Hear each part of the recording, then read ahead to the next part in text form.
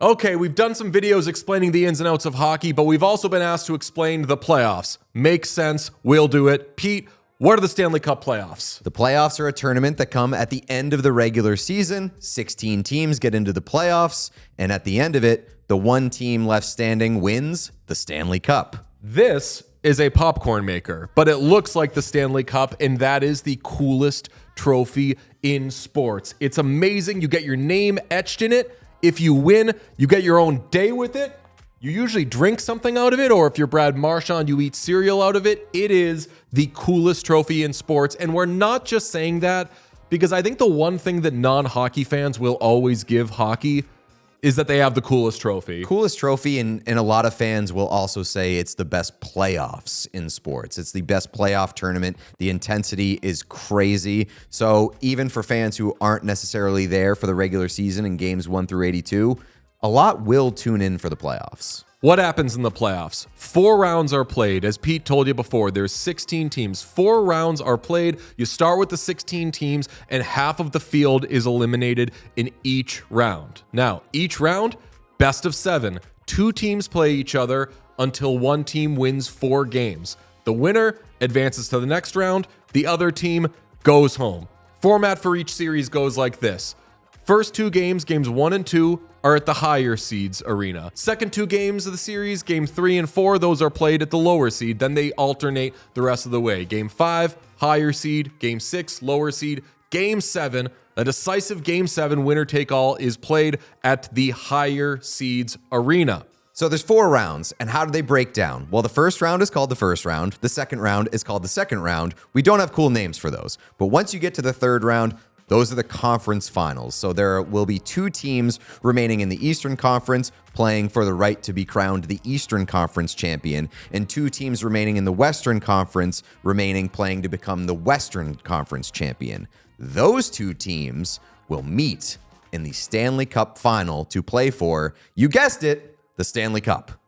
Are there differences between the regular season and the playoffs? Big time, and not just in the regular season, you're playing for points in the standings. In the playoffs, you're playing for your survival. There's bigger things than that, such as there is no 3-on-3 overtime or shootouts in the playoffs. If you are tied at the end of regulation in the playoffs, you just keep playing until somebody scores. You continue to play 20-minute periods until, they call it sudden death, a goal is scored, and folks, it's stressful. And it can take a really long time. It is truly the most painful and excruciating experience as a hockey fan if you have skin in the game.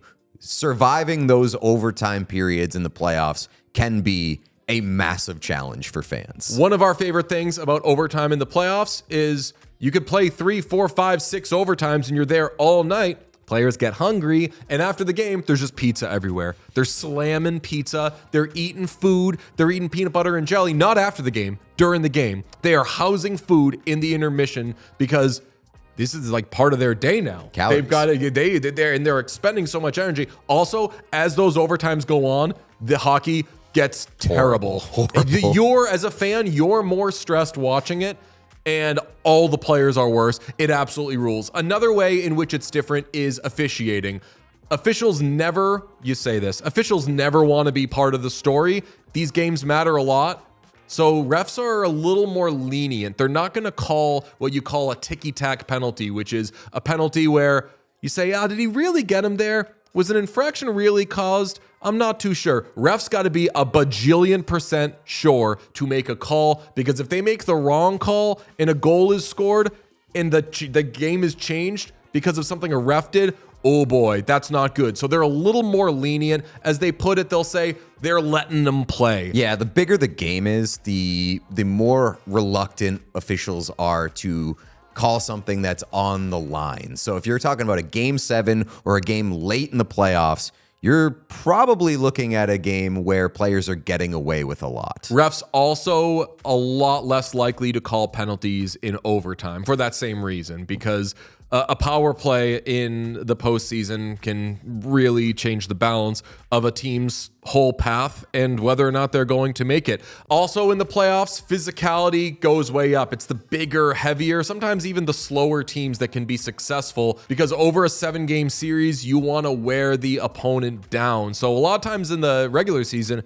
you want fast, skilled teams, but then you run into a bunch of big boys in the playoffs. It can be difficult. Yeah, because play is so physical, you'll often see players get hurt and play through injury. Are other trophies other than the Stanley Cup given out in the playoffs? Yes, the conference champions each get a trophy. If you win the Eastern Conference, you get the Prince of Wales trophy. If you win the Western Conference, you win the Clarence Campbell Bowl. We don't really care too much about those trophies.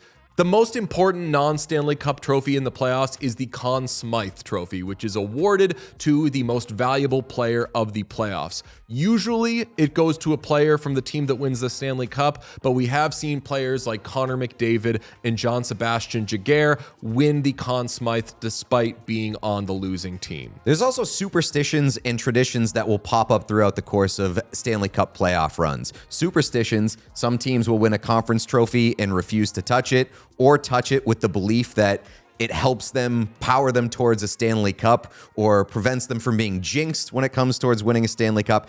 It's all weird. Superstitions are always weird. But one of the more beloved traditions in the Stanley Cup playoffs are the playoff beards. Several players, some players will choose not to shave throughout the course of a run, and as the run gets deeper and longer, so does their playoff beard, and it becomes unruly, and players look different by the end of the Stanley Cup playoffs than they did when it started. And it's a nice little progression of time to see how much time has passed over the course of a long run. And the last thing we'll tell you about is everybody's favorite tradition. I say that with a nod and a wink. At the end of each series, all the players and coaches get together and they shake hands.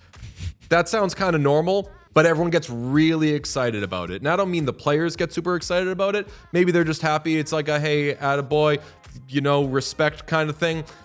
Whoever is broadcasting the game gets really excited that the players are shaking hands. Well, it's because at the end of a very violent, long, often hate-filled series, there's always the code of gentlemanly conduct that is attached to hockey, and that is shaking hands regardless of how much animosity can be in a playoff series. And boy, oh boy, I mean, Doc Emmerich, there was a broadcaster, Doc Emmerich. Good evening, everyone. I'm Mike Emmerich. Loved when the players shook hands. Okay, that's basically all we got for explaining the playoffs. If you have any more questions, leave them in the comments. We'll answer them on our show, What Chaos. Talk to you then. If you enjoyed this video, please subscribe to What Chaos here on YouTube. You will get everything, daily episodes, player interviews, and so much more. It's all here on the What Chaos YouTube. Hit subscribe.